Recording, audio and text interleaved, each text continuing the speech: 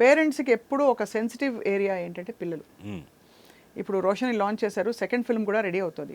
How do you అంటే mentor him as an actor? నేనేం mentor చేయలేదు, but he wanted to come in to movies. So ఆ టైంలో okay అన్నాం. మా నాన్న దగ్గర ఒక 1.5 month అలా నేర్చుకున్నాడు before he event to US. అక్కడికి డైరెక్టర్ టైగర్ దగ్గరే. టైగర్ కాదు, ఆయనకు చాలా ఇష్టం. ఆయన ఒక పుస్తకం రాశాడు, అభినయ వేదం అని.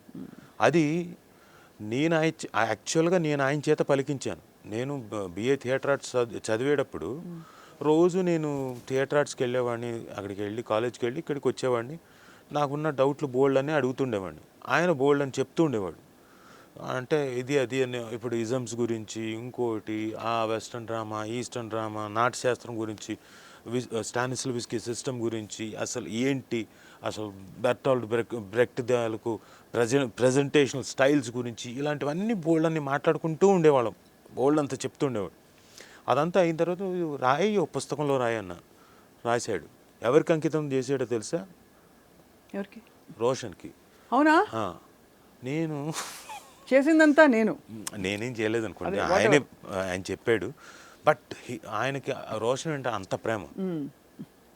సో ఆయన దగ్గర కూర్చొని ఒక 1.5 month బిఫోర్ ఈ వెంట్ టు యుఎస్ అక్కడ నేర్చుకున్నాడు కొంత థియరీ.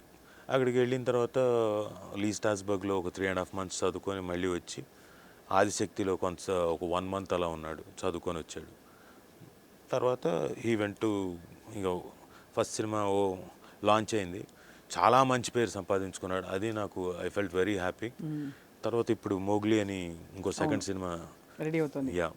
సో మోగ్లీలో ఏంటి, what is the film like? మీరు అంటే at least choice of how to position your self, ఇలాంటి క్యారెక్టర్స్ చేయాలి, లేదు అంటే హీరో అయినా కూడా ఇలాంటి హీరోయిజం చూపించాలి అని, అలాంటివి ఏమన్నా మీరు చాయిసెస్లో హెల్ప్ చేస్తారా? బికాజ్ మీరిద్దరు అకంప్లిష్డ్ పేరెంట్స్, ఆల్రెడీ మీరు ఎన్నో జనరేషన్స్ నుంచి చూశారు మీ ఇంట్లో. అట్ ద సేమ్ టైం ఇద్దరు both of you are successful. So పిల్లాడికి చెప్పేయాలి కదా మరి. ఆ తపన అయితే ఉంటుంది, నేను చెప్పాలి, ఎందుకంటే నా ఎక్స్పీరియన్స్ తోటి ఎలా ఉంటే అలా ఉంటుందని. బట్ ఈ జనరేషన్ పిల్లలు ఏంటంటే వాళ్ళకి తెలుసు మనకన్నా they are better judges. So he is going by his judgment and I don't have any qualms for that. Okay, let him go, let him do it. ఎందుకంటే ఆ ఇండివిజువాలిటీ ఉంటేనే బెటర్. సో తన చాయిస్ తోటే వెళ్తున్నాడు. అప్పుడప్పుడు మాత్రం నాకు ఇంకా తపన నోరు ఆగదు, అలా కాదురా ఇలా అని చెప్తుంటాను. సరేనా అన్న అంటాడు చాలా కూల్గా, తన పని తను చేసుకుంటూ వెళ్తుంటాడు. So he has clarity. He has clarity about what he wants to do and all that. అచ్చుగుద్దినట్టు సుమగారు అంటే ఆయన ఎక్స్ప్రెషన్స్ అన్ని కనిపిస్తుంటాయి మనకి. ఎక్స్ప్రెషన్స్ రోషన్లో. అవునా? సుమగారు అంటే కళ్ళు అవి నాకు అలాగే అనిపిస్తాయి. ఓకే కళ్ళు ఓకే కాదంటారా? కళ్ళు ఓకే, బట్ ఎక్స్ప్రెషన్స్ కాదా? ఐ డోంట్ నో, చూడాలి, మళ్ళీ వెళ్ళి చెక్ చేసుకోవాలి. నో యాక్చువల్లీ అంటే ఇది వెన్ హీ వాస్ ఫస్ట్ వచ్చినప్పుడు ఇద్దరు పక్క నిలబడితే అక్క తమ్ముళ్ళ ఉన్నారు almost. Accepted, but expressions okay.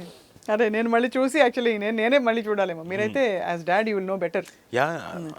So but how is his nature? ఎక్కువ చలాకీ టైపు, బబ్లీ టైపు సుమగారు లాగా, మీలా కొంచెం గంభీరంగా మ్యాన్ ఆఫ్ ఫ్యూ వర్డ్స్ లాగా? లేదు, చలాకీ బాగా.